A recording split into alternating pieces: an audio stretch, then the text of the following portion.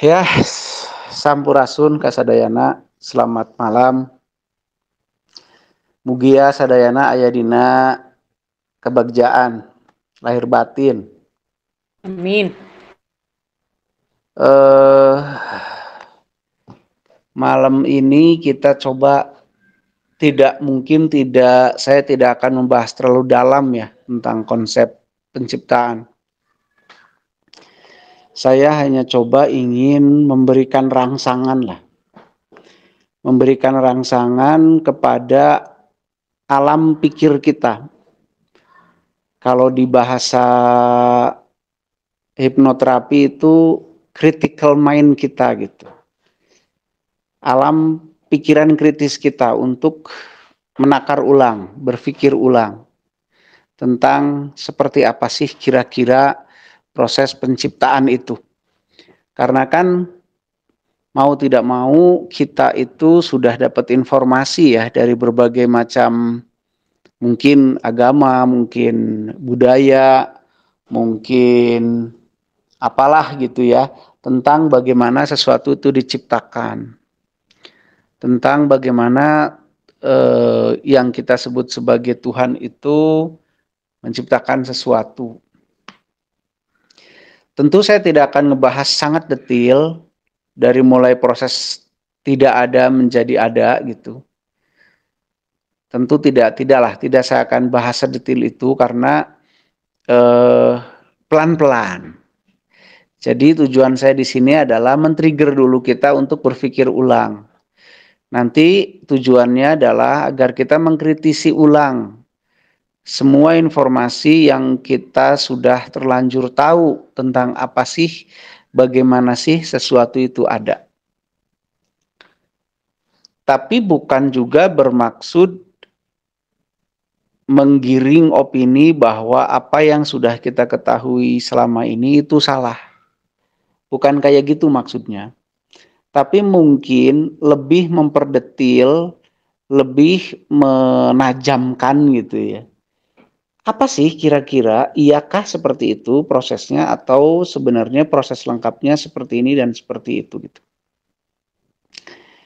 Nah, begitulah kira-kira ya. Jadi bahasan malam ini pertama bukanlah untuk menyalahkan semua informasi yang kita terlanjur punya tentang bagaimana sesuatu itu ada.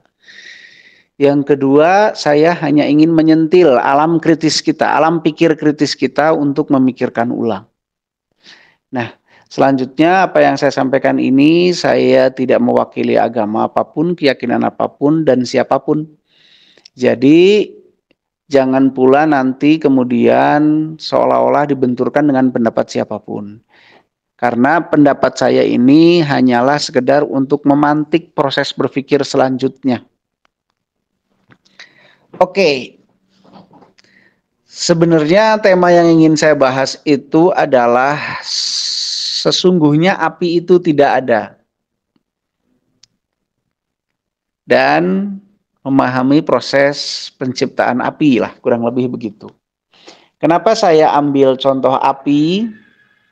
Ya, api itu cukup sederhana proses kejadiannya dan mudah untuk dipahami. Makanya di sini saya akan menceritakan proses terbentuknya api. Mudah-mudahan dari saya menceritakan proses terbentuknya api, nanti kita bisa memahami secara teknis, oh yang lain juga kurang lebihnya seperti itu prosesnya. Kenapa sih harus begitu, Kang? Ya karena saya jujur saya harus sangat berhati-hati dalam menyampaikan sesuatu, pemikiran saya, karena saya paham kita semua punya hak yang sama tentang kebenaran dan kebebasan berpikir. Saya tidak mau menyinggung siapapun, saya hanya ingin memicu proses berpikir. Oke. Apakah api itu ada di alam semesta ini? Jawaban saya pada awalnya tidak ada. Kenapa begitu? Karena api hanyalah sebuah akibat dari sebuah proses yang proses itu melibatkan 3 unsur. Jadi api itu tidak ada sebelum ketiga unsur ini mereka bekerja sama. Selama ini yang kita pahami tentang dibuat atau diciptakan kan seolah-olah di simsalabim, abrakadabra, celing gitu kan ya. Seolah-olah seperti itu. Atau seolah-olah tangan Tuhan sendiri yang meng-create gitu kan, meng-create, dibentuk-bentuk, di apa-apa menjadi sesuatu. Kurang lebihnya mungkin informasi-informasi yang nyampe ke kita selama ini seperti itu. Kalau nggak abrakadabra ya dipoles sendiri oleh tangan Tuhan lah. Bisa jadi pemahaman tangan Tuhan di situ kiasan, bisa jadi. Tapi yang terlanjur sampai di kita ya kurang lebih ya bermakna sebenarnya tangan Tuhan ya tangan Tuhan kan. Nah, kembali ke api. Tapi bagaimanakah api terbentuk? Apakah itu simsalabim tiba-tiba dijentikan tangan seperti Thanos kemudian jadi apinya? Atau bagaimana? Ternyata tidak. Ternyata api akan ada apabila gitu ya. Ini di planet kita ya, kalau di planet lain saya nggak tahu. Apabila terjadi kerjasama antar tiga unsur, unsur apa saja itu? Satu, unsur hawa panas atau sesuatu yang bersifat panas. Bisa gas, bisa apa saja, yang bisa gesekan, bisa apa aja. Pokoknya sesuatu yang bersifat panas. Yang kedua adalah sesuatu yang bisa terbakar medianya. Apa saja bebas. Yang ketiga adalah oksigen. Apabila tiga unsur ini sesuatu yang bersifat panas, misalkan di hutan kering semua, terus ada yang bergesek, gesek, gesek, gesek, gesek, gesek, pohon kering bergesek, gesek, gesek, gesek, menimbulkan panas yang cukup, ya kan? Panas yang ini kemudian menyentuh media yang bisa terbakar oleh panas dan kebetulan ada oksigen yang cukup, maka baru di situ terjadi yang namanya api. Maka terciptalah api. Nah, ada yang lain, misalkan, bagaimana sih proses terciptanya misalkan uap atau asap gitu ya? Apakah simsalabim? Tentu itu ada proses-proses dan tahapannya. Kalau begitu, apakah proses penjadian ya? Proses penjadian segala sesuatu itu hasil dari kerjasama berbagai macam unsur? Jawaban saya iya. Jawaban saya iya. Begitu. Pada awal dulu terbentuknya alam semesta raya kita ini, diawali dari sesuatu yang disebut ledakan katanya. Apa yang meledak? Kalau saya melihatnya bukan materi, karena waktu itu belum ada materi. Tapi yang meledak adalah massa atom yang sangat besar. Sebuah energi yang sangat besar, meledak. Kemudian hasil ledakan ini adalah muntahan atau kalau muncratan nggak enak kedengarnya ya. Hemburan lah ya. Hemburan energi yang sangat masif dan sangat besar gitu.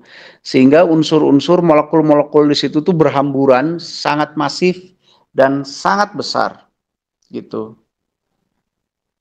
Sangat masif dan sangat besar sehingga unsur-unsur kemudian saling memisahkan dan saling menyatu. Yang senyawa menyatu dengan yang senyawa dan seterusnya sehingga ada yang kemudian menyatu unsur H, misalkan unsur hidrogen menyatu dengan unsur apa, unsur ini menyatu dengan unsur apa dan seterusnya, sehingga barulah terbentuk materi. Jadi materi itu transformasi dari energi loh ya. Contoh air itu kan H2O. Gitu kan, hidrogen dari atom hidrogen dan atom oksigen. Pada saat masih atom kan itu masih energi. Tapi pada saat atom hidrogen dan oksigen ini bersatu, bekerja sama, berikatan, maka berubah menjadi materi yang namanya air. Gitu. Nah, itulah transformasi dari energi menjadi materi. Di alam semesta juga sama seperti itu. Semua awalnya adalah energi karena atom-atom bebas, tadinya atom-atom bebas kan hasil dari ledakan ya sebut aja lah super atom lah gitu ya. Sebut saja begitulah. Nah, akhirnya molekul-molekul ini berikatan satu dengan yang lain membentuk materi. Nah, pada saat sudah berbentuk materi dan materi ini pun sama, bekerja sama. Contoh, materi api ketemu dengan materi air, bekerja sama, timbul uap. Ya kan, nanti uap bekerja sama dengan suhu dan yang lain-lain menjadi air lagi, air hujan dan seterusnya. Sehingga barulah terbentuklah sebuah kerjasama antar materi yang kemudian kita sebut sebagai ya anggap aja lah kehidupan gitu lah ya, anggap aja gitu. Jadi proses terjadinya ini semua tidaklah simsalabim, tidaklah tidak berdasarkan hukum fisika atau kimia, semua berdasarkan hukum fisika dan atau kimia. Yang harus kita pahami, pertama, sebelum menjadi materi semuanya adalah atom bebas. Kemudian berikatan menjadi punya bentuk fisik yang namanya materi. Kayak air tadi contoh, atom hidrogen bekerja sama dengan atom oksigen dengan kadar tertentu dan jumlah tertentu sehingga terjadilah air. Tadinya kan sewaktu hidrogen dan oksigen masih bebas, masih belum menjadi materi. Nah, setelah menjadi air baru menjadi materi, punya wadah materi.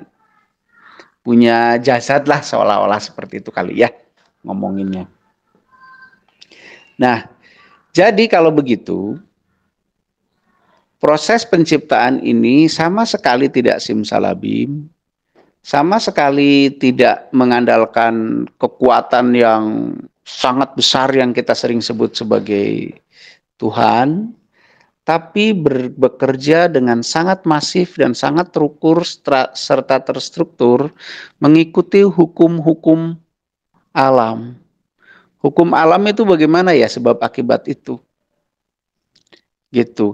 Dan sebab akibat yang bersandar kepada sifat dan unsur sebuah unsur.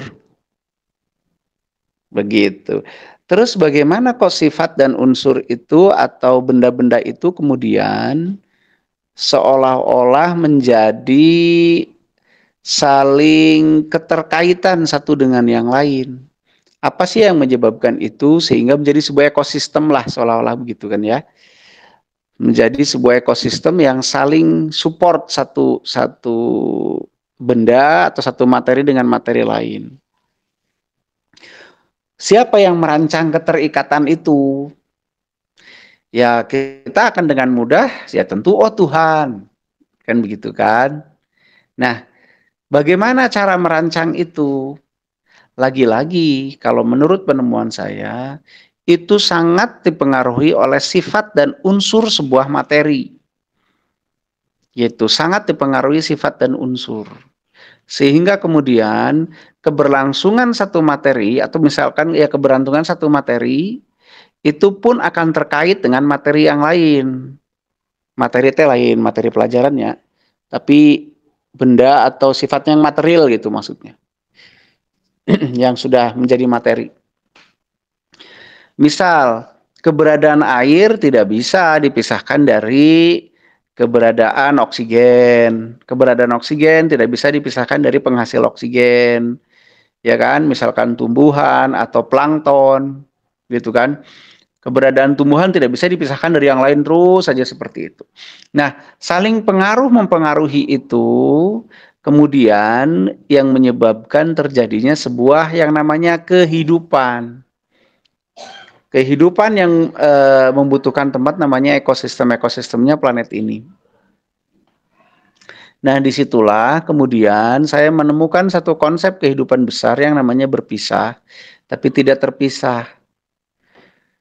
Gitu. Bukankah pohon dengan monyet itu berpisah, tapi mereka tidak bisa terpisah gitu. Mereka satuan dan seterusnya. Kita pun sama, kita dengan pohon kan berpisah, tidak menjadi satu, tapi kita tidak terpisah. Karena saling kemudian. Nah, secara gambaran yang kurang jelasnya tuh begitu, karena saya hanya ingin memantik pemikiran. Secara gambaran yang kurang jelasnya itu seperti itu, dari mulai awal muawal sudah memakai rumus yang tergantung atau terikat oleh sifat dan unsur sebuah materi atau sebuah benda. Sifat dan unsur sebuah benda dipengaruhi oleh penyusunnya, molekul-molekul penyusunnya dan jenis ikatannya. Pasti orang-orang kimia akan jauh lebih paham lah tentang hal ini gitu ya. Orang-orang yang paham kimia. Begitu. Jadi mari kita kritisi kembali pemikiran-pemikiran yang sudah sampai ke kita bahwa segala sesuatu terjadi jreng gitu ya. Nah, efek dari pola berpikir seperti ini bagaimana? Efeknya adalah apabila ada pembuatan atau penciptaan pasti ada pemusnahan. Itu mah nggak mungkin enggak. Kalau proses terbentuknya melalui proses, maka proses musnahnya pun pasti melalui proses. Gitu. Prosesnya yang bagaimana? Ya kurang lebih sama. Kalau pada saat proses suatu benda itu ada kerjasama antar molekul, maka proses musnahnya pun ada proses pemisahan antar molekul. Begitu. Jadi silahkan dipikirkan lagi kalau begitu. Nanti orang sering ngomong kiamat, orang sering ngomong kematian dan seterusnya. Apakah tiba-tiba terjadi atau bagaimana? Ya, mari kita pikirkan kembali gitu. Jadi tujuan saya mengatakan ini adalah mari yuk kita pikirkan kembali apa-apa nih yang sudah terlanjur kita dengar. Itu pertama. Yang kedua, kalau kita memahami bahwa segala sesuatu terbentuk, tercipta, hasil dari proses sesuatu sebelumnya, maka tentu kita bisa meneliti dong, dan akhirnya kita bisa mencipta. Ya kalau bahasa Kang Diki mungkin bukan mencipta ya, tapi membuat gitulah sebut begitu. Makanya Cina jangan salah, Cina kemudian mereka membuat matahari kan. Kenapa Cina bisa membuat matahari? Karena Cina memahami cara kerja matahari, bagaimana helium itu katanya sih bukan terbakar, tapi bagaimanalah proses kimianya, sehingga seperti itu, makanya Cina membuatnya. Tuh, pentingnya kita memahami proses pembuatan, sebut saja pembuatan lah ya, jangan penciptaan, ya kita memahami unsur-unsur apa aja yang bekerja sama, molekul apa aja yang dikerjasamakan, bagaimana tipe kerjasamanya dan seterusnya, sehingga kita bisa membuat yang baru atau menemukan hal baru.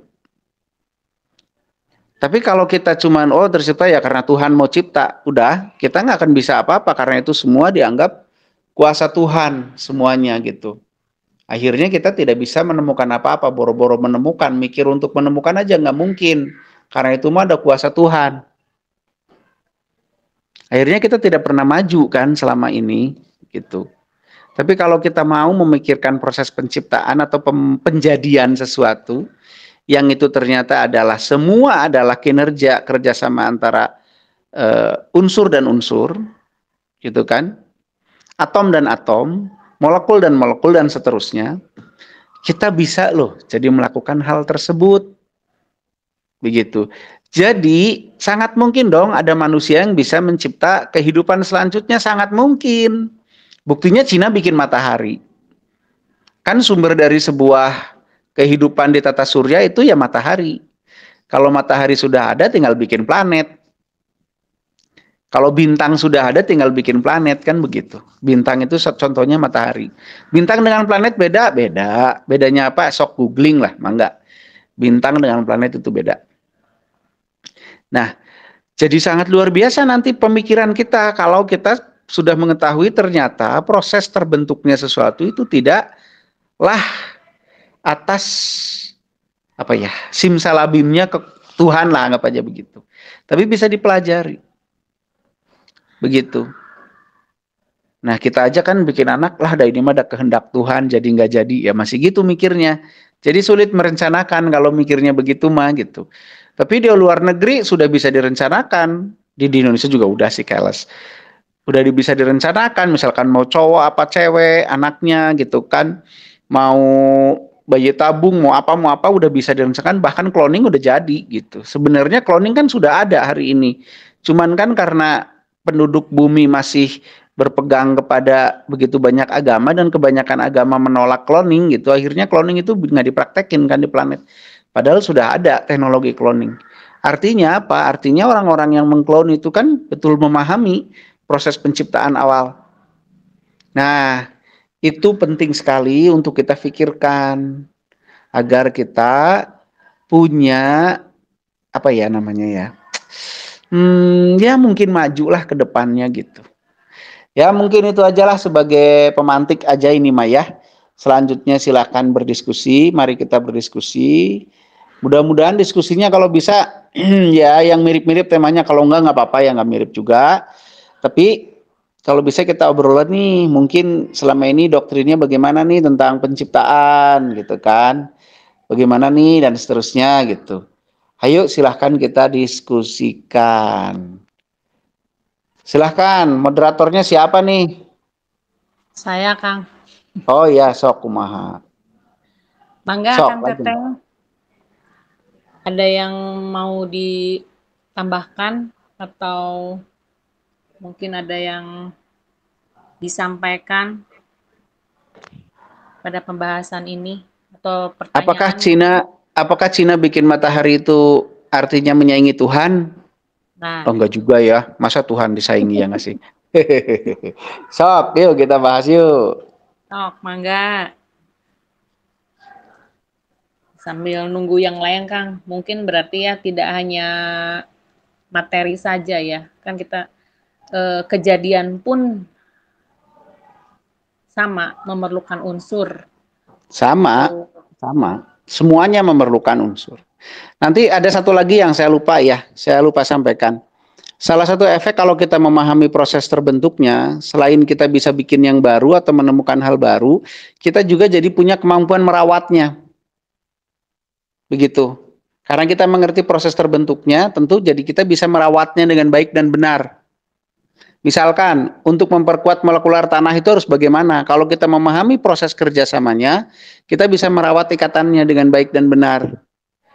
Gitu. Pun karena kita mengetahui proses merawatnya, kita juga mengetahui proses merusaknya. Begitulah. Jadi memang akhirnya manusia itu akan menjadi sesuatu yang keren gitu, yang bisa merawat, menjaga, mengelola, merusak karena dia mengetahui proses pembentukannya. Begitu. Apakah ada perjanjian kalau manusia mau hidup di kehidupan ini?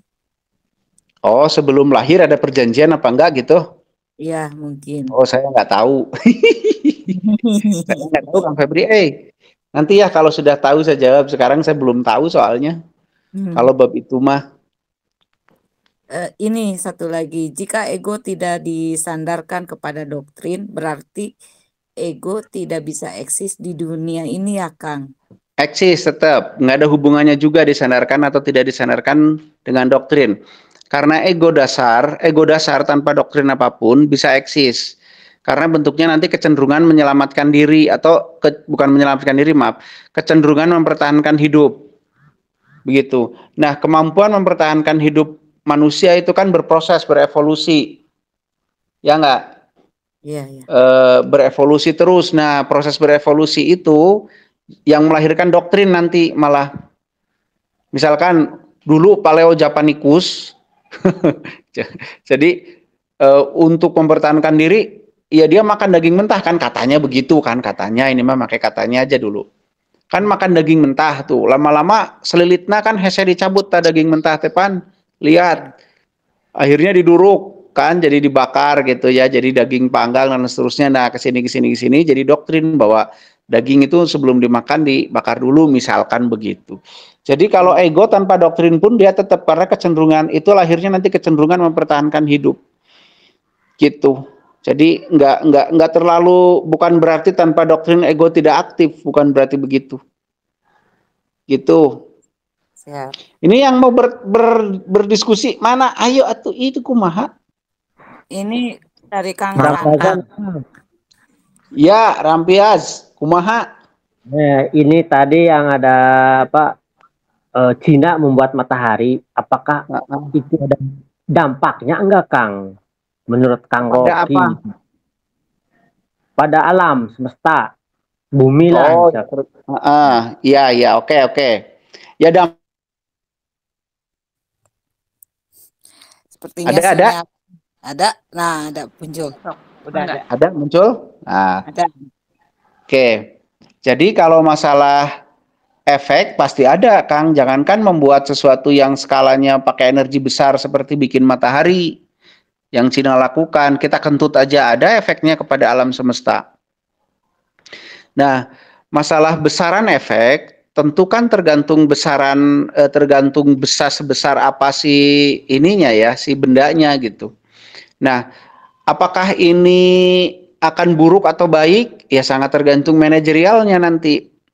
Apapun yang dimanage sesuai dengan hukum alam, ya dia akan kembali kepada kesemestaan, artinya sesuai dengan alam kembali. Tapi kalau enggak ya error. Misalkan gini deh, pohon aja kita tebang. Terus, kalau pohon ditebang tapi kemudian dikelola lagi sesuai dengan keniscayaan, misalkan ditanam lagi dan seterusnya, ya dia nggak gimana-gimana. Tapi kalau ditebang nggak pernah di ini lagi ya nggak pernah ditanam lagi ya error. Nah, berkait helium yang begitu besar ya dikumpulkan, kemudian direaksikan. Kalau reaksinya saya nggak begitu paham namanya. Direaksikan sehingga helium itu saling si proton neutronnya itu saling bertukar tempat lah gitu ya kurang lebihnya, sehingga menciptakan suhu panas. Suhu panas ini yang kemudian menciptakan cahaya gitu kan. Nah, kalau ini terlepas ke alam secara masif, ya pasti akan mempengaruhi, entah itu apalah gitu ya, nggak ngerti juga. Tapi kalau dikelola ya oke, nuklir saja yang dia punya radiasi begitu besar, kalau dikelola dengan benar kan ya efeknya juga nggak gimana-gimana. Tapi kalau dibilang, kalau seandainya matahari Cina ini dinyalakan misalkan gitu ya, diaktifkan, terus apakah akan ada mengganggu keseimbangan di alam semesta begitu kan? Jawaban saya sih sederhana, memang alam semesta mah selalu terjadi ketidakseimbangan. Kenapa? Karena satu hal lahir itu pasti membuat ketidakseimbangan. Tapi alam semesta juga punya proses membentuk atau menjaga keseimbangan. Jadi dia akan terjadi apa ya namanya ya? Ya proses penyeimbangan lah seperti itu. Proses penyeimbangnya bagaimana? Ya tergantung nanti unsur-unsur yang lain-lain bagaimana. Tapi kalau berpikir bahwa itu pasti negatif juga enggak, tergantung pemeliharaan, tergantung proses penangkalannya gitu. Tapi kalau positif juga ya belum tentu gitu. Tapi udah bisa bikin matahari mah keren sih. Kalau saya kan bikin pulau baru bisanya tuh. Gitu mungkin Kang. Tapi yang jelas sih tidak ada ini sih, tidak ada yang sifatnya merusak alam semesta gitu ya belum tentu juga sih. Kayaknya mah. Mungkin punya pandangan lain Kang, siapa tadi lupa lagi. Ada pandangan lain mungkin? Fatara.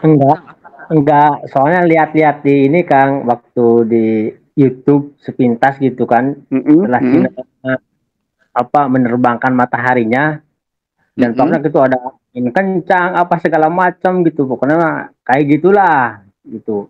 Makanya saya itu apakah benar dampaknya itu benar apa hanya namanya ngarana teh naon sok hoak gitu, gitunya. Ya kalau proses misalkan angin kencang dan seterusnya mungkin saja terjadi. Ini suara saya nggak hilang lagi kan? Enggak aman. Enggak, oke. Ya itu yang saya bilang, apapun yang dilepas ke alam semesta itu pasti kan direspon ya oleh alam gitu. Dan merespon alam itu sebenarnya kan untuk menyeimbangkan, kayak pikiran kita aja kan direspon.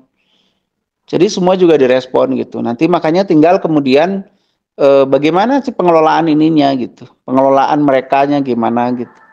Tapi kalau pembuatan mataharinya sih benar. Saya udah cari data-datanya gitu ya. Tapi kalau apakah mau bikin matahari sendiri gitu ya, ya kayaknya sih enggak sih, karena itu butuh orbit ya. Matahari itu butuh orbit. Jadi kalau nggak boleh ya ngomong pembuatan tata surya, nggak boleh dulu ya.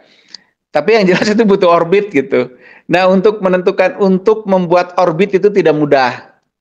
Karena nggak bisa itu berdiri sendirian, itu nggak akan terjadi orbit kalau sendirian. Jadi harus bikin yang lain-lain juga sebagai penyeimbang orbit gitu. Sebagai penyeimbang yang kita buat itu sehingga terbentuklah orbit. Makanya tidak ada gugus planet yang sendirian diem, itu nggak ada. Misalkan matahari diem gitu, nggak ada temen gitu ya, nggak ada. Semua pasti ada temennya. Karena itu dibutuhkan untuk terbentuknya orbit. Begitu Kang, jadi tenang aja, kayaknya Cina sih belum lah punya matahari sendiri, mah belum kayaknya. Masih matahari punya kita kayak yang bareng-bareng ini. Walaupun mereka udah bikin.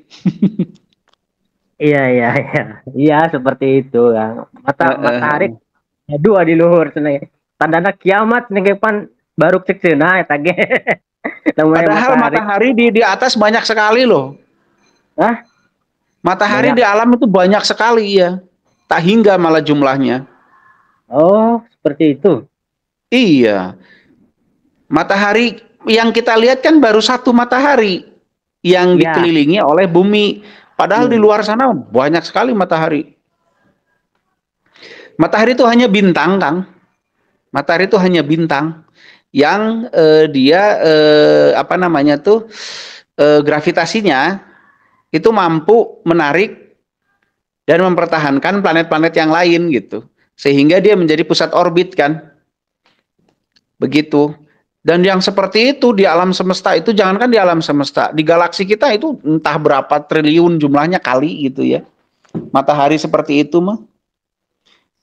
Jadi kalau ada dua matahari kiamat, udah dari dulu berarti tidak banyak matahari soalnya mah.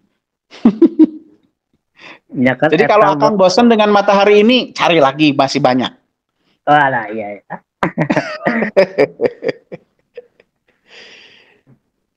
Gitu paling Kang Agra. Ya, siap.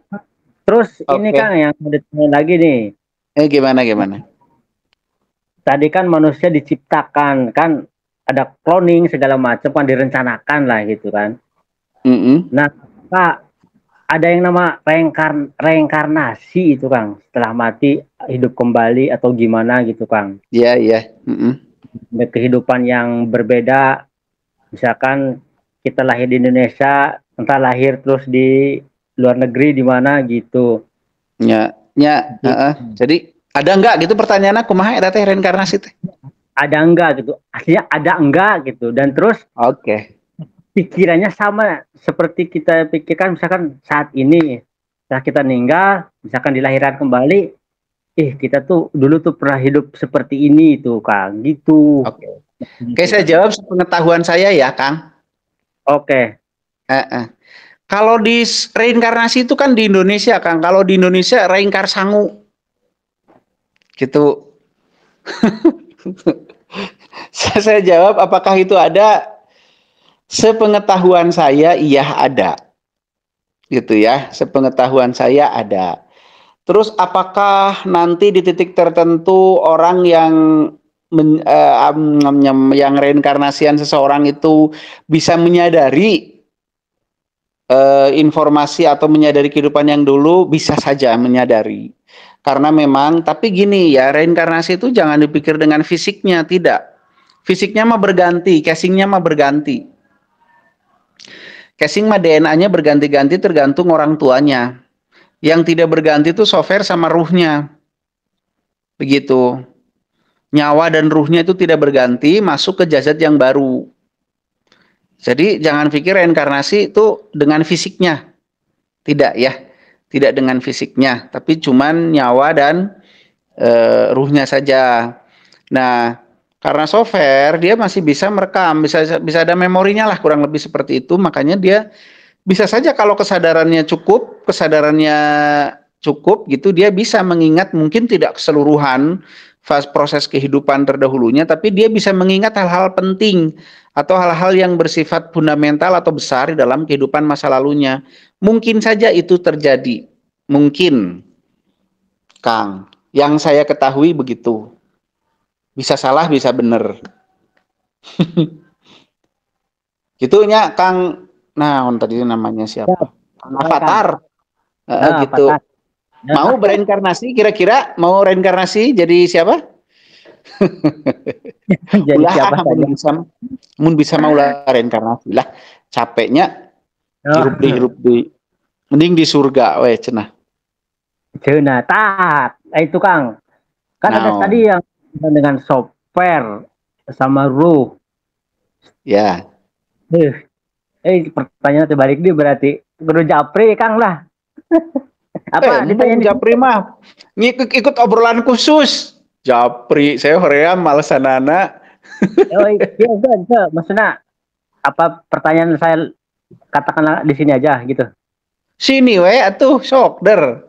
Nah kan tadi ada ruh sama software itu. Nah setelah meninggal itu kok bisa sih bereinkarnasi misalkan dengan jasad yang berbeda gitu, kita yang kehidupan ini dilahirkan kembali. Iya, saya mau nanya kenapa nggak bisa gitu, kenapa nggak bisa? Itu tuh. Kumaha. Makanya harus paham dulu ruh itu yang mana gitu kan ya. Software tenu kumaha, cara kerjanya bagaimana gitu kan. Jadi nanti bisa paham. Oh gitu. Soalnya kan pemahaman kita punten ya masih sesuai dengan doktrin yang ada kan ya. Jadi bingung. Nah, bisa wih deui nya kan kuduna kaditu. Kaditu kan, terasa kaditu gitu kan. Nah, bisa wih di ka dieu gitu kan. Kan asa jadi pamohalan da kuduna mah kaditu gitu kan ya. Ta eta anu teu tiasa dibahas di dieu mah gitu. Kalau mau nih, kalau Akang mau membahas ini gitu ya. Sok nanti panitia lagi. Apa namanya tuh? Admin menyediakan nanti obrolan yang khusus.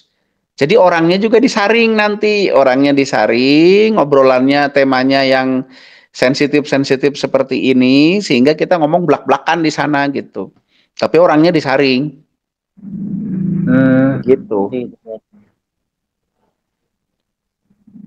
Nah, bingung kan?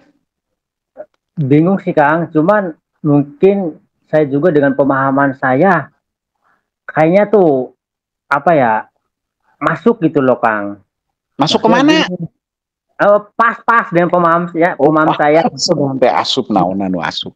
Terus jadi, saya juga nggak ikut-ikutan doktrin yang diajarkan sekarang gitu loh Kang, nggak ikut-ikutan doktrin bahwa adanya surga dan neraka gitu.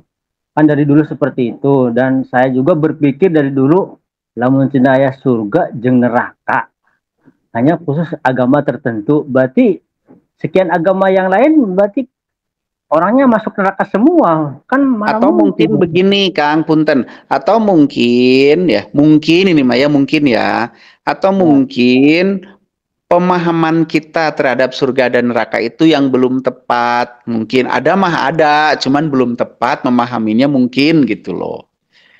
Meren mungkin ya. Meren dah. Penyaksian jadi meren. Gitu loh. Kumaha? Oke Kang, oke. Ya. Sok lanjut. Barangkali ada yang lain. Iya. Sok bingung dulu ya Akang mah. Bingung nanti kalau tuh keluar lagi ya. Nanya lagi ya. Bingung. Orang bingung bareng-bareng lah gitu. Saya sudah lama pengen bingung ini teh. Malah bertanya malah tambah banyak pertanyaan. Iya bagus. Tambah bingung ngopi we tungtung nama. Oke Kang. Ya siap. Ya kita tunggu yang lain ya. Sok mangga. Tentang Sampurajan Kang. Ya mangga. Sampurajan, Sampurasun, Kang Rocky. Rampes mangga. Mohon maaf Kang, baru bisa bergabung lagi ini. Oh mangga. Ini Kang mau ada pertanyaan di luar tema mungkin. Mohon izin sebelumnya. Asal jangan di luar negeri jauh nyokotna. Tepatnya 18 Nggak kedengeran, saya maaf, luplep. telepon langsung secara tepatnya 18 hari yang lalu, Kang. Waktu saya telepon secara japri ke Akang, saya mengalami ini, Kang. Lagi tidur, tiba-tiba kebangun dan merasa kayak perasaan tuh ketakutan begitu. Pengen pergi, tapi entah kemana. Itu tuh kenapa, Kang? Sampai saya langsung susah. frekuensi saya teringat terkonek ke Kang Rocky. Maksudnya mau minta tolong gitu. Ini ada apa gitu. Gitu mungkin. Oke. Terus gini. Sekarang Akang inget lagi, masuk lagi kepada kejadian tersebut. Bisa? Bisa, Kang. Oke, coba bayangin lagi, rasakan lagi kejadian tersebut biar saya coba cek. Oke ya. Sudah teringat? Sudah, Kang. Oke, teruskan dulu. Oke, cukup. Saya mau nanya, boleh? Boleh, Kang. Oke. Tapi rada pribadi kedengar sama orang nggak apa-apa? Nggak apa-apa, Kang. Oke, nggak apa-apa. Dari kecil tinggal sama orang tua, lengkap? Kecil tinggal sama orang tua, ya. Lengkap sampai? Kalau dibilang lengkap, dari kecil sih udah terpisah sama ayah, Kang. Ayahnya kemana kalau boleh tahu? Meninggal atau bercerai? Waktu itu ayah pernah berpisah, tapi setelah saya SMA, ya rujuk kembali sama ibu saya. Oke, pernah mengalami kekerasan secara fisik atau mental dari orang tua? Pernah, Kang. Ya, pernah ya. Pas ayah rujuk kembali. Itu dapat serangan mental dan fisik dari ayah ya? Iya. Dan saat itu betul-betul sampai trauma ya? Ya begitu, Kang. Ya betul. Nah, itu yang terekam dan keluar tiba-tiba. Jadi pada saat Akang sudah mulai melatih kesadaran di sini, jadi memori-memori itu kemudian tersadari kembali. Namun cek Sunda mah kaguar teh, naonnya kaguarnya? Kaguar teh bangkit kembali lah, seolah-olah gitunya, keaduk lagi. Nah, akhirnya itu kan gini, waktu dulu bentuknya kekerasan fisiknya dimarahin atau bagaimana? Ini cambuk sama sapu lidi, sama cek Sunda nama dilelepkeun ke kamar mandi. Nah, dulu kondisi kejiwaan Akang kurang lebih sama pada saat bangun mendadak itu ya? Kurang lebih seperti itu, Kang. Kurang lebih seperti itu. Nah, itu yang terungkit, Kang. Gitu. Terungkit. Jadi tersadari kembali begitu. Nah, dan itu masih mungkin berulang pada saat kondisi-kondisi tertentu. Nah, saya bisa ngasih saran aja nih untuk menetralkan trauma itu, boleh ya? Saya kasih saran ya. Baik, Kang. Nah, saran saya cuma satu, Kang. Ampuni itu semua. Kan yang mengampuni mah diri kita, bukan Tuhan. Bagaimana cara mengampuninya? Ya sudah. Akang koneksikan diri Akang dengan alam. Iya. Koneksikan betul-betul sampai kita merasakan kenetralan gitu ya. Terus bangkitkan memori itu. Setelah itu biarkan itu mun cek ieu mah kapedarkeun ku frekuensi alam gitu. Jadi dia netral sendirinya. Dan terus Akang juga mengampuni kejadian itu. Mau orangnya, mau kejadiannya Akang ampuni. Ya dimaafkan lah maksudnya gitu ya. Kalau nggak boleh ngomong ampuni ya mah dimaafkan. Nah, caranya begitu, dan terus jangan berhenti sekali, terus saja begitu. Begitu ya. Baik, Kang. Jadi yang saya lihat adalah itu memori lama yang teringat kembali gitu. Gitu. Siap, Oke? Kang. Oke, terima kasih. Mudah-mudahan sukses ya, sukses lah pasti bisa ya. Biar lebih damai dan bahagia. Cie. Terima kasih banyak, Kang Rocky. Sama-sama. Yuk, yang lain silahkan. Kang, dari saya boleh? Sony, Kang. Boleh, tapi saya baca di sini Nenen A. Aduh, nama-nama ditengenahan kieu. Ya, pakai iya, istri. Oh, Nina. Segante Nenen. Lanjut. Kumaha, Son? Iya Kang, nyambung tadi dari itu Kang Avataran Agran. Ya, Tadi kan kumaha? ya dia kan nanya pengaruh matahari ke bumi ya. Nah, Bukan saya ke bumi, ke alam, Ren. ya ke alam ya. Nah, saya pernah baca ya anggaplah sebuah artikel gitu Kang. Dulu Cina pernah membangun bendungan terbesar di dunia lah katanya. Dan itu katanya gitu, ini baru katanya ya Kang, itu katanya memperlambat rotasi bumi gitu. Katanya sih itu juga gitu, tapi cuman berapa detik gitu. Ya, itu bagaimana proses memperlambatnya katanya? Kalau menurut di artikel itu sih karena saking besarnya bendungan dan saking banyaknya air. Nah, jadi itu yang bikin rotasi bumi jadi lambat gitu Kang, karena titiknya terlalu berat di satu bebannya terlalu berat di satu titik gitu katanya. Iya. Ya, terus. Ya itu aja sih Kang. Ya apa ya keingetan tadi yang Atuh kalau gitu kalau gitu. Nah aya laut jadi teberatnya kumaha eta bendungan yang laut gedean mana? Gedean laut Kang. Iya lanjut terus. Ya itu sih hanya apa ya? Ya mungkin terjadi begitu gitulah ya.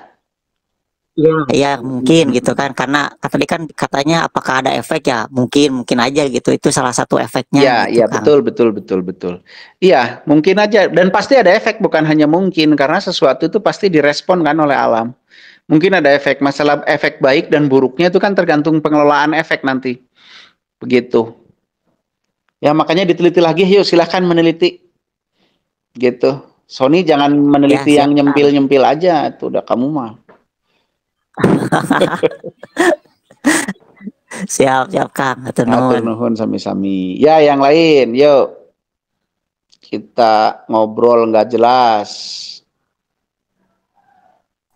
Nah kalau pengalaman yang kayak tadi, yang Kang siapa itu, yang bangun tiba-tiba begini begitu, maaf dengan segala hormat. Kalau kita salah nanya ke orang yang nggak tepat itu bisa jadi macam-macam itu informasinya. Pasti larinya akan ke hal-hal yang sifatnya mistik tuh. Kalau nanya ke orang yang nggak tepat ya. Nah, mungkin bagi teman-teman yang nanti juga kalau ditanya oleh orang seperti itu, coba deh orang tersebut disuruh mengulangi lagi, masuk lagi ke situasi tersebut, dan kita menyatukan diri dengan orang tersebut. Jadi seolah-olah kita juga mengalami, jadi kita tahu pasti apa yang terjadi. Jadi bukan hayalan, dan jangan sekali-kali jangan salah nanya kepada orang yang nggak tepat. Nanti informasinya nggak tepat malah ngacapruk kemana-mana gitu. Itu ya. Yuk, yang lain atau ada pertanyaan yang tertulis, Teh Neng? Kang nanya Kang. Oh iya, Kang Andre. Gimana Kang Andre? Ini kan Kang matahari itu kan tadi bisa dibuat, terus planet bumi yang sekarang juga apakah dibuat atau tercipta dari sendirinya, terbentuk oleh intinya yang dibuat, yang dibuat itu intinya, inner core-nya yang dibuat. Inner core-nya ya. Selanjutnya itu kan inner core nanti menghasilkan gelombang. Gelombang itu nanti mampu memperangkap itu apa ya? Menangkap memperangkap naon ya teh? Ngomong naon orang teh. Jadi nanti gelombang yang dihasilkan oleh inner core itu dia mewakan ialah debu-debu kosmik dan yang lain persis terbentuk seperti terbentuknya atmosfer di planet. Jadi dia menangkap gas, menangkap debu-debu kosmik dan seterusnya sehingga menjadi tanah lah, mun cek urang mah tanah gitu. Kalau kata kita mah tanah. Jadi lapisan-lapisan kulit. Jadi yang dibuat itu, yang disetting itu inner core-nya. Gitu Kang. Sepengetahuan saya loh ya. Sepengetahuan saya, jadi belum tentu benar. Oh, berarti planet bumi awalnya dibuat dan matahari juga sama ya Kang. Berarti itu oleh siapa dan tujuannya untuk apa ya Kang? Oleh yang membuatnya, tujuannya untuk panggung sandiwara. Untuk panggung kehidupan. Nah, yang membuatnya siapa? Nanti kita obrolinnya di obrolan khusus. Tapi oleh yang membuat. Gitu. Baik Kang, jadi ada entitas yang lebih berilmu lah ya Kang. Sepengetahuan saya ada. Kalau entitas yang lebih berilmu mah. Begitu, Kang. Mau berniat membuat bumi sendiri biar nggak usah ngontrak? Halo? Udah Kang di Garut, Kang. Oh, udah di Garut ya, syukur atuh. Tas gaduh buminya di Garut manya. Orang Sunda mah semua punya bumi. Oke, gitu aja Kang Audrey. Ya, mangga moderator, ada pertanyaan yang lain yang tertulis atau bagaimana atau yang lain teman-teman? Ini Kang dari Kang Chandra ada pertanyaan. Kalau cloning jiwanya bagaimana Kang? Atau maksudnya softwarenya? Software mah otomatis. Nggak di cloning, software mah otomatis itu mah. Otomatis ya. Jadi tidak bisa di cloning karena otomatis itu mah.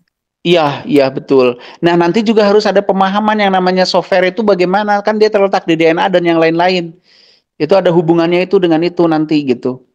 Jadi software itu jangan dibayangin makhluk tersendiri gitu ya. Atau minum heula, sorry nginum heula Iya kan. Kabesekan Kunaon? Kabesekan huntu. Jadi software itu banyak sekali isinya tuh, ada memori, ada macam-macam lah ya. Dan kalau di tubuh itu, kalau di fisik itu, contoh software itu, kalau di fisik itu DNA sama RNA. Begitu, berarti kan kalau proses cloning DNA dan RNA mengikuti tubuh sebelumnya kan. Iya. Begitu, jadi ya sebagian softwarenya mungkin mengikuti tubuh sebelumnya gitu kan. Gitu. Tapi apakah nyawa atau software itu isinya hanya misalkan bentuk tubuh, warna kulit, warna mata, dan apakah cuma informasinya itu doang? Apakah software tentang itu doang? Enggak, macam-macam sekali gitu. Termasuk blueprint itu juga kan masuknya ke software dan yang lain-lain lah gitu. Iya. Gitu. Ada pertanyaan lagi dari Kang Doni, tapi dia menggambar sesuatu. Mau nanya Kang, 2 tahun saya nggak sengaja lihat kayak makhluk api Kang. Ini api apa Kang katanya? Seperti digambar. Gambarnya mana? Gambarnya? Perlu ditinggali heula tuh gambarnya. Kumaha ningalina itu? Kela sebentar. Coba saya lihat gambarnya dulu. Waduh, halus gambarnya sih Kang Doni Saan? Saya nggak sengaja. Bisaan sih eta diajar di mana Mau tanya Kang, 2 tahun mah ada lagunya 2 tahun mah. 2 tahun sudah gitu ya. 2 tahun saya nggak sengaja lihat kayak makhluk api Kang. Ini apa Kang? Jujur saya tidak tahu itu apa ya. Disebut Piccolo lain gitunya. Saran saya coba cek lagi sama Kang Dodi, tanya itu siapa, saya itu nggak tahu siapa. Saya belum pernah ngelihat soalnya yang begitu. Saya pusing, bingung. Pusing. Jadi ada sel, ada mitokondria, ada atom, ada subatom, ada sampai quarks. Terus ada sampai yang lebih halus lagi. Riweuh ya, saya pikir gitu kan. Terus? Bingung sayanya gitu kan. Ini ya biar nggak bingung, cari batu anomali tidur di atasnya. Aduh, jauh banget.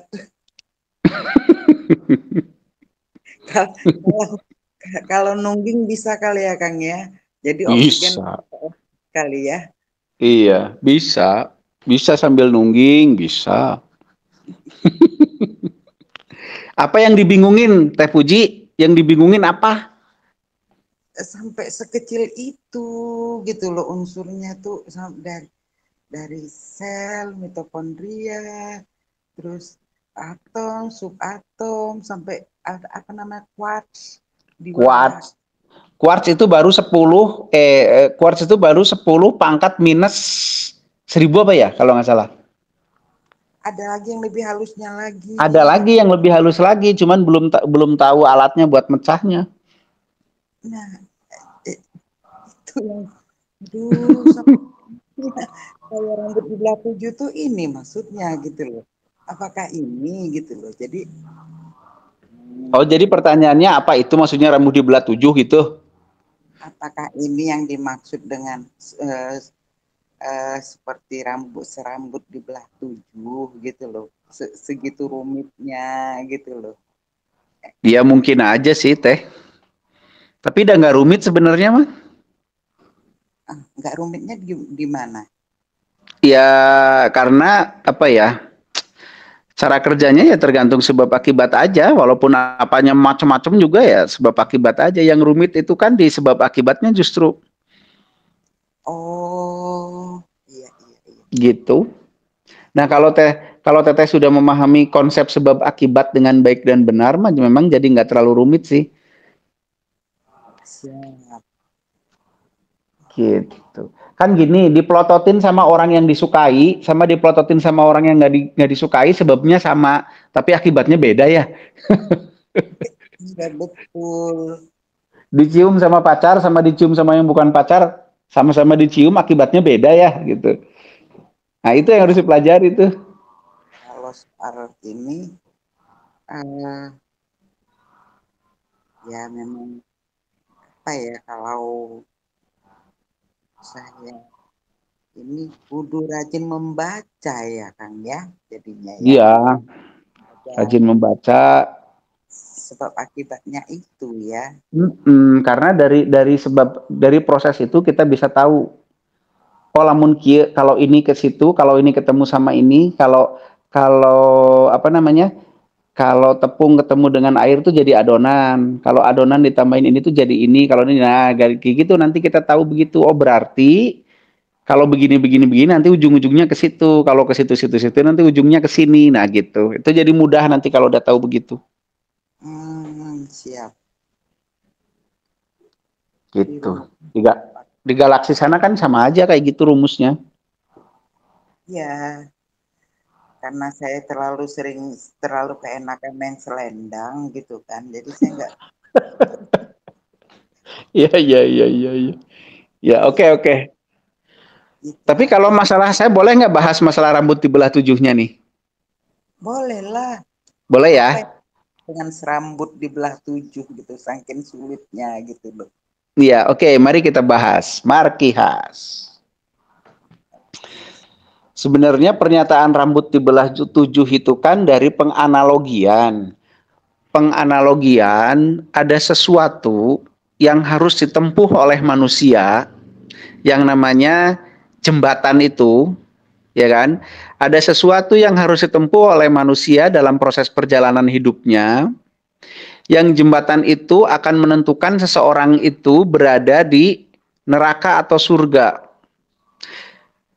Dan jembatan itu sangat sulit dilalui karena dia kecilnya jembatan itu seperti rambut yang dibelah 7 dengan tajam yang seperti pedang. Berarti betapa sulitnya itu. Kan begitu, itu penganalogian bahwa dalam kehidupan kita untuk menjadi tetap berada di yang benar dan baik dan benar, atau mungkin menyontek bahasa mendiang Kang Diki adalah netral sesuai dengan kesemestaan. Untuk mencapai titik itu begitu sulitnya. Seperti kita harus melalui meniti jalan yang sekecil rambut di belah 7 dan setajam pedang. Jadi kenetralan itu sulit sekali. Kenapa kenetralan itu sulit? Karena yang namanya netral adalah pada saat kita, di dalam diri kita tidak ada sesuatu yang lebih dominan daripada yang lain secara perasaan. Itu rumitnya kalau kita nggak awasi perasaan kita tiap detik, bahkan sepersekian ribu detik, itu pasti akan ada terasa sesuatu. Dan itu artinya kita sudah tidak netral. Karena pada saat kita merasakan sesuatu, entah itu senang, tidak senang, dan seterusnya, artinya sudah ada yang dominan di dalam diri kita. Nah itulah sulitnya. Begitu. Jadi kalau saya ditanya Kang Rocky pernah netral? Mungkin pernah. Berapa lama? Ya mungkin 0, sekian detik. dalam satu hari netralnya. Sisanya boro-boro. Karena apa? Kalau ditanya apa yang kamu rasakan sekarang? Saya lagi senang aja sih. Berarti nggak netral karena rasa senangnya lebih dominan daripada rasa yang lain. Atau rasa happy-nya lebih dominan. Atau rasa sedihnya lebih dominan. Atau rasa apanya lebih dominan. Nah, pada saat ada yang terasa, artinya sedang ada yang dominan. Dan itu artinya tidak netral. Artinya tidak sesuai dengan kesemestaan. Begitu dapat duit seneng ya tidak netral. Gitu. Nah itu yang mungkin digambarkan oleh orang-orang dulu dengan itu. Dan itu akan menentukan kita ada di surga atau neraka. Sebagian orang memaknai surga dan neraka seperti umum. Tapi sebagian orang lagi ada yang mengatakan surga neraka itu ya kehidupan hari ini. Ada yang mengatakan lagi surga neraka itu ya diri ini. Dan seterusnya itu silahkan tafsirnya mau bebas gitu ya. Cuman saya lebih tertarik kepada berarti untuk betul-betul kita bisa mencapai surga, entah itu surga yang mana saya nggak ngerti, tapi kan konteksnya surga itu selalu yang baik gitu ya. Itu sulit sekali. Kalau mengadopsi ajaran Kang Diki berarti yang terbaik adalah netral sesuai dengan keniscayaan, sesuai dengan alam semesta. Untuk mencapai itu tuh rumit sekali dan sangat sulit sekali. Saya mengalaminya seperti itu. Nggak tahu kalau yang lain mah mungkin kan. Yang lain saya lihat mudah banget sih untuk netral. Tinggal merem mereka udah netral. Itu jagoan sekali. Kalau saya sulit sekali untuk netral. Karena netral menurut saya adalah pada saat tidak ada yang dominan di diri saya gitu. Semuanya sama. Jadi nggak terasa apa-apa.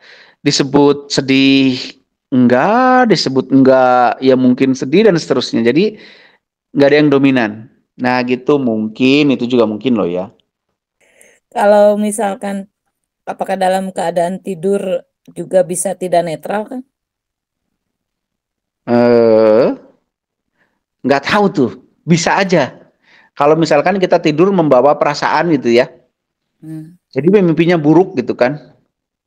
Iya. Misalkan Teneng tidur sebelum tidur mikirin didatangi debt collector, pas tidur mimpinya di udah jurig gitu misalkan. Pinjol.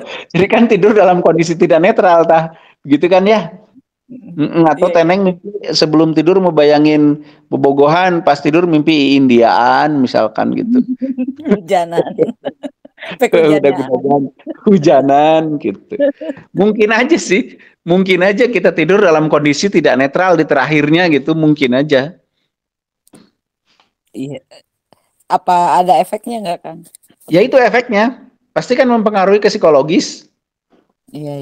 Makanya kan kalau ini yang beragama Islam ya, yang beragama Islam kan makanya doa mau tidur kan Bismika Allahumma ya pamut gitu ya kalau masalah.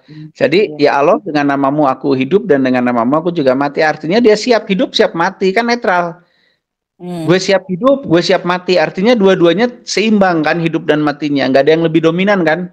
Kalau lebih dominan kan aku siap hidup nggak siap mati. Nah itu artinya ada yang dominan ingin hidup. Kalau aku siap hidup, aku juga siap mati. Berarti nggak ada yang dominan kan? Siap dua-duanya kan? Nah itu netral. Gitu. Siap. Iya. Siap. Makanya berdoa dulu Teneng kalau mau tidur teh atuh.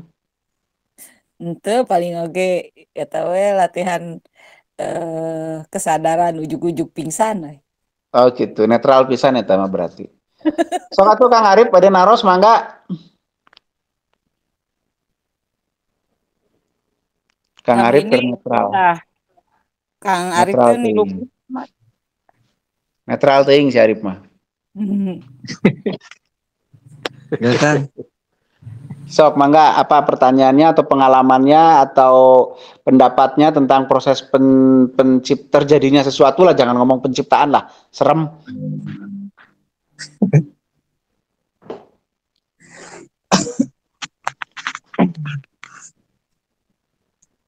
Sok buru can aya Kang. Itu gerak. Kira menyerap lagi keren. Ujung loading. Aduh, lanjut. Oke. Sok atuh yang lain. Ini Kang mau nanya lagi. Ya, boleh. Tadi kan ada yang nanya bumi ya kan diciptakan. Itu unsurnya bumi rumah apa bumi planet ini teh? Planet. Oh iya. planet diciptakan ada unsurnya kan inner core awalnya, terus menarik katakan itu apa debu kosmik. Iya. Jadi bumi lah intinya. Nah, kan ada kehidupan itu manusia, segala makhluk lah gitu. Itu yang menciptakan itu siapa, Kang? Sang pencipta kan yang disebut di dalam kitab-kitab juga kan ada sang pencipta. Terus ada yang menciptakan adalah siapa gitu? Manusia, pohon gitu-gitu ya. Terus sang pencipta, terus ada kan kemudian kita beragama Islam ada bersaksi tidak Tuhan selain Allah gitu. Tak kumaha Kang eta teh Kang maksudna Kang. Oke, saya jawab satu-satu ya. Itu siapa penciptanya itu? Oke. Yang menciptakan kehidupan di planet bumi adalah sang pencipta. Penciptanya yang mana nanti kita obrolin di obrolan yang khusus. Yang jelas ya yang menciptakannya sang pencipta kan. Nah, kalau masalah apa tadi kumaha? Allah teh kumaha? Kan ada yang agama Islam contohnya kan Muslim. Ya. Muslim itu ada yang disebutkan bersaksi dengan cara bersahadat itu Kang. Ya, terus kenapa? Itu kan bersaksi secara kumaha Kang maksudnya Pak? Oke, saya coba jawab ya. Saya ingin mengutip saja. Saya ingin mungkin bagi teman-teman yang lain yang jago-jago dalam hal agama boleh dikoreksi. Saya hanya mengutip pertanyaan Ali bin Abi Thalib pada saat ditanya oleh orang lain, bagaimana cara Anda mengenal Allah? Maka Ali bin Abi Thalib berkata, aku mengenal Allah dengan cara aku melihat Allah dengan cekas tenaunnya, dengan jernihnya mata batinku, mata kolbuku gitu. Nah, itu silahkan disimpulkan. Saya tidak berani menyimpulkan di sini, tapi Ali ngomong begitu. Saya melihat langsung Allah dengan bening mata kalbuku. Begitu. Jadi bersaksi itu kalau Imam Ali bin Abi Thalib itu sampai melihat langsung dengan bening mata kalbunya. Jadi ya silahkan dipahami sendiri. Saya tidak berani menjelaskan di sini. Kalau mau ngobrol yang seperti ini, silahkan nanti kita adakan forum khusus yang kita saring gitu. Jadi Imam Ali, kalau yang kita sering Ali bin Abi Thalib itu mengatakan begitu. Ditanya bagaimana Anda mengenal Allah? Saya melihatnya dengan bening mata kolbu saya. Nah, mata kolbu itu apa? Bagaimana caranya dan seterusnya ya nanti ada pembahasannya. Cuman saya tidak berani sekarang. Harus ada obrolan khusus begitu. Jadi kalau bersaksi, kalau dari Imam Ali dia bersaksinya seperti itu, bukan hanya mengucapkan, mengakui bahwa saya bersaksi gitu, tapi dia melihat yang harus dilihat itu, yang harus disaksikan itu, begitu. Itu kalau Imam Ali loh ya. Kalau benar apa salah ya saya nggak tahu juga. Begitu Kang. Maaf tidak jelas ya, karena tidak mungkin diperjelas di sini. Berarti kelihatan ya Kang? Ya kalau kata Imam Ali kelihatan. Kalau kata Ali loh ya. Ya. Begitu. Gimana? Jadi tambah bingung. Jadi tambah bingung. Baguslah. Saya juga kadang-kadang kepengen bingung. Ikut obrolan khusus aja, Kang Agra. Iya teh. Tapi nanti disuruh bayar sih ya Kang, ikut obrolan khusus mah.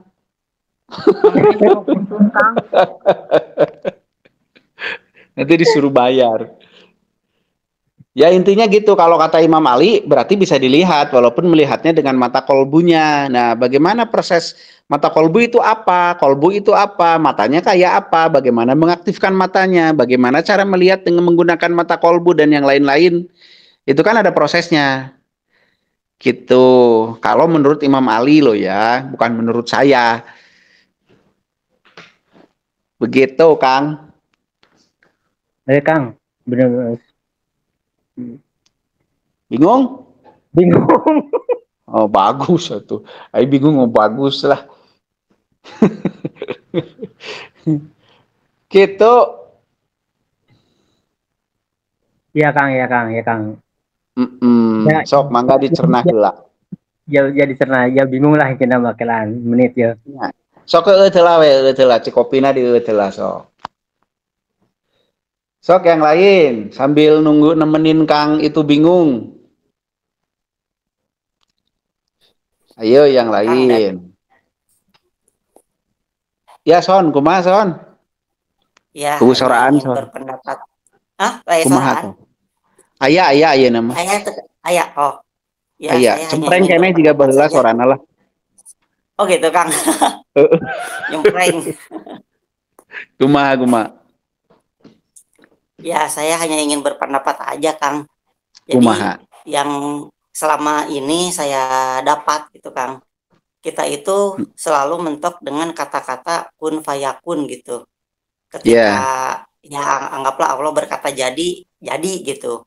Padahal kalau kita mau memikirkan, mau bertafakur, ternyata banyak hal yang bisa dijelaskan secara logika dan banyak sekali unsur-unsur yang bisa kita temui gitu untuk menjadi sebuah sesuatu, anggaplah planet atau matahari gitu. Ternyata di dalamnya ada banyak unsur gitu kan. Cuman ya sayangnya gitu kan, saya pribadi ya mungkin yang lain juga ngalamin ketika kita menemukan sesuatu ya kun fayakun we gitu, udah nggak usah dipikirin, itu mah udah kuasa Allah katanya. Itu katanya. Iya. Gitu. Ya jadi memblok pikiran gitu Kang. Iya. Betul.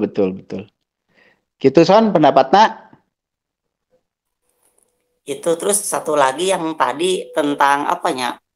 Yang tadi kata Akang mata kolbu, terus yang rambut dibelah 7. Hanya berpikir aja gitu. Sebenarnya dari kata-kata Nabi Muhammad itu sebenarnya banyak yang mengandung kiasan saja. Oh gitu. Hanya saja ya seperti tadi kan jembatan Shiratal Mustaqim, jembatan seperti rambut yang dibelah 7.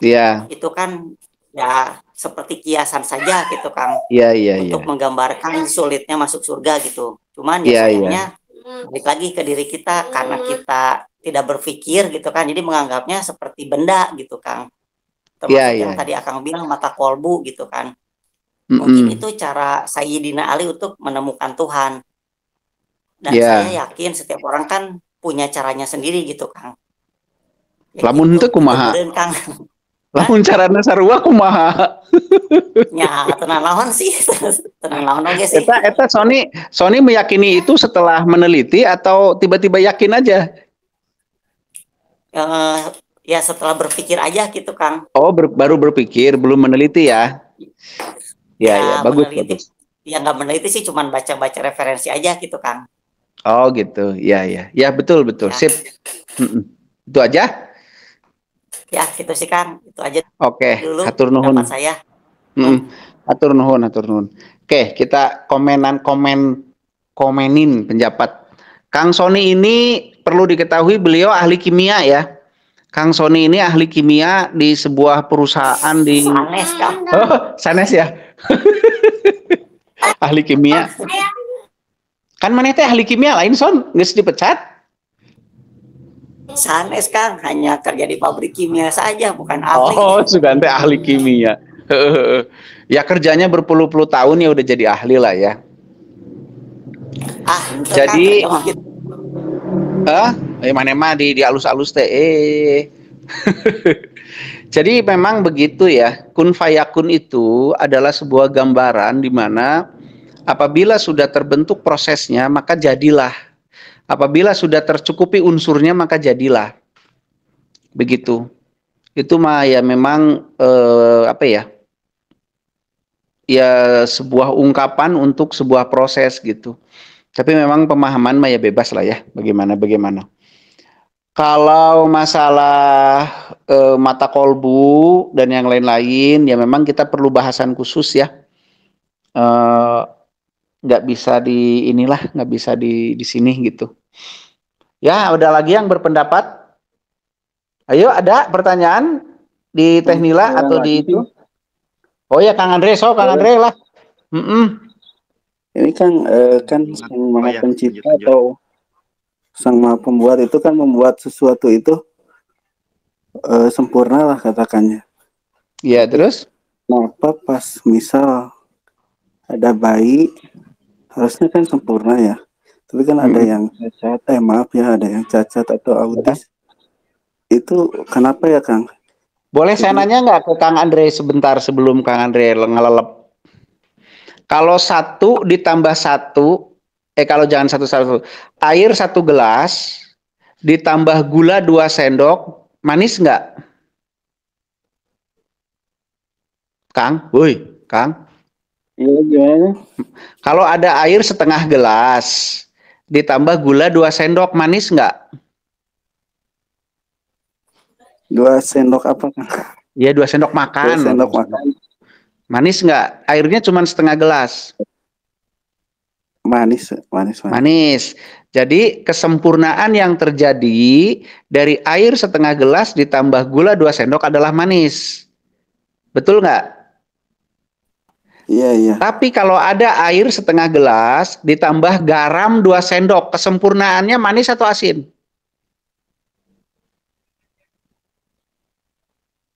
Jadi apa ya? Nano. Bukan. Kan kalau tadi ada air setengah gelas ditambah gula 2 sendok. Kesempurnaan yang terjadi rasa manis ya kan? Jadi air manis, betul? Iya. Nah, bagaimana kalau ada air setengah gelas tapi ditambahnya bukan pakai gula, tapi ditambah pakai garam 2 sendok, maka kesempurnaannya yang terjadi air jadi air apa? Air asin atau air manis? Air asin ya. Nah, dua-duanya sempurna nggak? Sempurna, Kang. Sempurna, karena unsur yang membentuknya 1 gula, makanya dia jadi manis. 1 garam, makanya dia jadi asin. Nah, sekarang masalahnya, kenapa ada anak yang lahir tidak sama dengan orang lain disebut cacat? Padahal itulah sempurna sesuai dengan unsur pembentuknya. Sebagaimana tadi, air dikasih gula dia manis. Tapi pada saat unsur pembentuknya garam, dia jadi asin.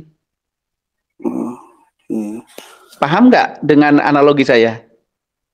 Oh, ada perbedaan ini ya, unsur. Ada perbedaan unsurnya, pembentuknya. Jadi bukan maunya Allah, maunya Tuhan. Tuhan itu hanya menciptakan rumus. Kalau air ditambah gula, manis. Kalau air ditambah garam, asin. Itu rumus yang diciptakan Tuhan. Nah, yang naruh gula atau naruh garam itu orang tuanya sendiri.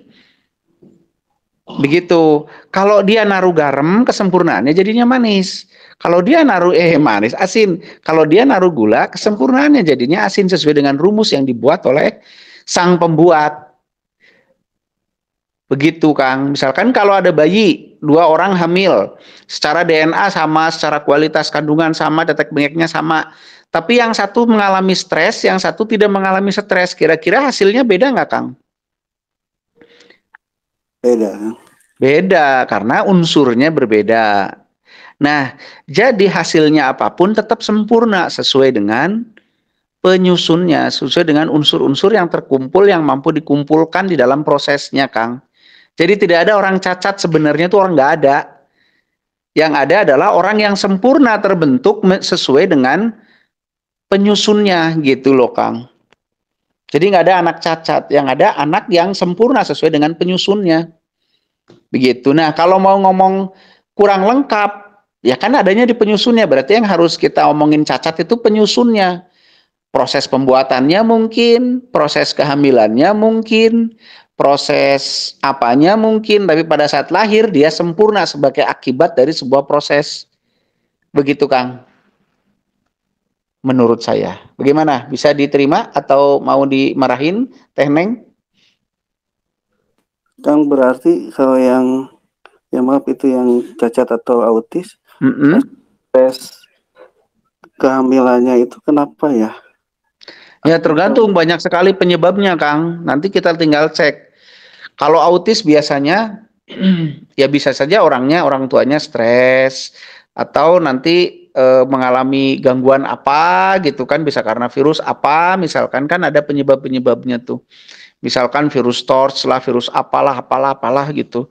Dan itu harus diteliti kembali penyebabnya apa gitu, autisnya juga penyebabnya apa. Tapi kalau dihubungkan dengan sempurna tidak sempurna, jangan pernah berpikir Allah yang bikin dia tidak sempurna. Iseng amat Allah yang ini dikasih tangan, yang ini enggak gitu ya kan, iseng banget gitu. Enggak seperti itu. Allah itu sudah menciptakan sebuah hukum yang namanya sebab akibat, sebut saja begitu ya. Nah, hukum inilah yang bekerja memandu proses.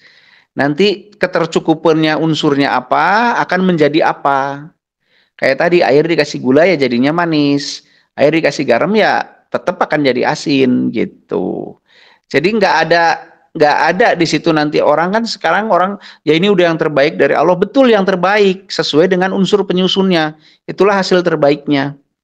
Kalau saya sekarang nggak punya duit nih, aduh saya nggak punya duit, itu yang terbaik dari unsur penyusunnya. Karena saya males-malesan ya yang terbaiknya nggak punya duit. Begitu. Jadi setiap hari kita selalu menemukan hal yang terbaik. Tapi jangan berhenti di situ. Hal yang terbaik dari unsur yang mampu kita kumpulkan. Begitu, Kang. Mas, tambah bingung nggak nih? Halo? Bingung nggak? Enggak, Kang. Jadi ya syukur. Ya gitu, Kang. Iya. Oke. Nuhun ya, Kang. Karena kita selalu menemui sesuatu yang terbaik, mestinya kita selalu bersyukur kan gitu ya. Selalu bersyukur, selalu menerima dengan lapang karena kita menemukan semua yang terbaik gitu. Tapi kan permasalahannya yang terbaik ternyata tidak selalu cocok dengan yang kita sukai. Itu permasalahannya. Persoalannya bukan permasalahannya. Yang terbaik pun ternyata belum tentu kita sukai. Gitu. Akhirnya kita bete teh. Bentar, Kang. Yo, mangga.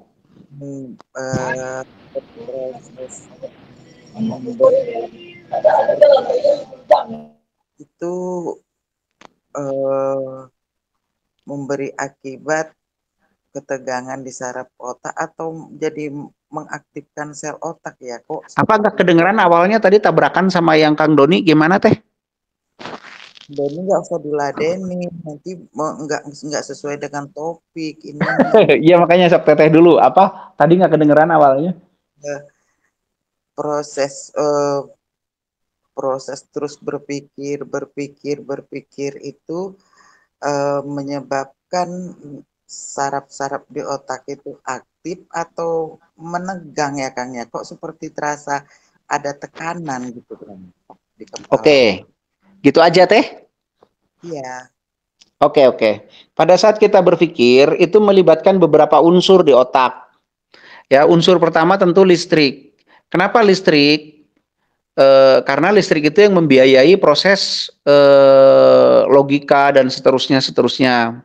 Nah, pada saat listrik naik di otak kan panas tuh otak tuh.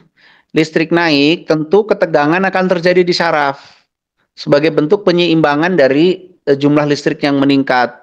Jadi proses berpikir membuat saraf tegang, iya, membuat saraf tegang. Tapi membuat saraf juga membuat sel otak menjadi aktif, iya. Karena aktif dia jadi tegang. Kalau nggak aktif ya nggak tegang gitu. Tapi apakah bisa jadi stres? Belum tentu, karena stres itu urusan perasaan. Yeah. Nah, bagaimana caranya biar berpikir tapi tidak terlalu tegang? Nah, ada kan yang sambil dengerin musik, begitu kan? Ada ya. Nah, itu biar nggak terlalu tegang gitu, karena ada penyeimbangnya katanya begitu gitu.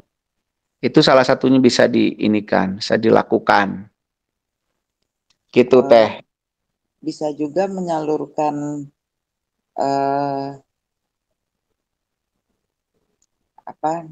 menyalurkan kalau kita lagi bernapas bisa.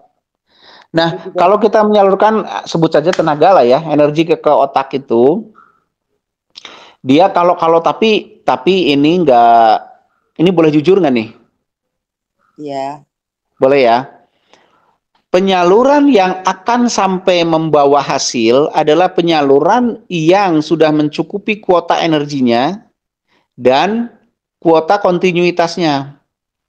Jadi kalau yang baru sangat kecil ngefek ya ngefek, cuman ngefeknya berapa gitu kan. Nah, kalau kita menyalurkan hawa panas atau listrik itu ke otak, memang satu, dia anggap saja membuat otak kita jadi terupgrade, jadi aktivasinya lebih baik. Kemampuan sarafnya juga jadi lebih baik gitu kan. Terus kemampuan kinerja antar laci juga jadi lebih baik. Jadi buat mikir nggak terlalu nge-lag, buka lacinya lama gitu. Itu lumayan, tapi untuk sampai situ energinya butuh berapa dan kontinuitasnya seperti apa gitu. Jadi sabar kalau lagi latihan nyalurin ke kepala baru juga sekali. Jangan kok saya nggak cerdas-cerdas, nanti sabar, ada prosesnya gitu. Tapi membantu, iya itu membantu. Siap. Gitu Teh. Ya, nuhun Kang. Sami-sami. Oke, coba saja. kita simpulkan aja ya. Saya, aduh ya nyara. Saya berpendapat bahwa semua proses penjadian atau terjadinya sesuatu itu tidak lepas dari proses kerjasama antar molekul atau antar atom. Jadi tidak ada sesuatu, menurut hemat saya, tidak ada sesuatu yang terjadi tiba-tiba, itu tidak ada. Tidak ada yang terjadi tanpa rencana. Tapi maksud rencana di sini bukanlah sesuatu yang rencana seperti kita pahami. Tapi rencana di sini artinya adalah hukum dasar semua unsur dan sifat dari sebuah atom atau sebuah molekul. Jadi misalkan apabila atom H bertemu dengan atom O jumlahnya sekian maka jadi air. Nah itu adalah rencana. Itu yang disebut kecerdasan semesta dan itu rencana semesta tuh begitu. Ya, jadi bukan seperti rencana yang kita pikirin terus seolah-olah tuh ada yang ngotak-ngatik saat itu gitu ya. Itu tidak seperti itu. Karena proses terjadinya sesuatu itu berdasarkan atas kerjasama 1, 2, 3 atau beberapa unsur, maka kita bisa meneliti, memahami dan kemudian menduplikasinya atau membuat sesuatu yang semisal itu. Kalau kita bisa membuat, tentu kita juga bisa memelihara berdasarkan dengan apa yang kita pahami terhadap proses terjadi awal. Kita bisa memeliharanya. Dan sekaligus kita juga bisa memusnahkannya. Kalau kita sudah bisa membuat, memelihara, lalu memusnahkannya, artinya kita sudah menjadi yang semestinya kita. Kita bisa menjadi sang pembuat selanjutnya. Begitu. Jadi manusia yang seutuhnya Tea gitu kan ya. Kalau sudah bisa membuat, memelihara dan menghancurkannya atau memusnahkannya. Begitu. Jadi silahkan diteliti apapun yang Anda temui, diteliti kira-kira ini terjadi karena apa, bagaimana prosesnya dan seterusnya. Masa kalah sama Cina yang udah bisa bikin matahari gitu kan. Kalau saya kan bikin dosa aja tiap hari gitu. Bikin matahari mah belum. Nah, bikin dosa juga perlu diteliti bagaimana dosa terjadi. Kalau sudah paham unsurnya apa aja, nanti bisa memelihara dosa dalam diri kita. Tapi sekaligus bisa juga memusnahkannya. Begitu ya. Mungkin hanya itu, silahkan berpikir lagi. Apapun jangan dibiarkan kecuali kita amati. Mohon maaf atas semuanya. Mudah-mudahan semoga jadi semuanya menjadi yang semestinya. Hati-hati dengan pikiran, hati-hati dengan perasaan, hati-hati dengan segalanya. Kalau bisa sesering mungkin kita netral, kalau bisa sesering mungkin kita netral. Tapi ini Teh Neng, Teh Nila, halo? Halo Kang. Jangan bubar dulu, saya mau, atau dari minggu depan aja lah, nanti minggu depan berarti hari Selasa ya? Iya. Iya Kang. Hari Selasa, nanti setelah kesadaran, nanti saya akan transfer sesuatu kepada peserta peserta dialog ya. Saya akan transfer sesuatu, nanti silahkan dirasakan, nanti bisa untuk testimoni dan yang lain-lain ya. Nah, minggu depan aja mulainya, oke? Oke, Kang. Oke. Jadi jangan sampai nggak hadir ya, jangan sampai nggak hadir, nanti nggak dapat tuh transferannya kan, lumayan bisa dibelikan ke Indomaret. Ya mungkin gitu aja, mohon maaf Hampura, mohon maaf, terima kasih, Sampurasun.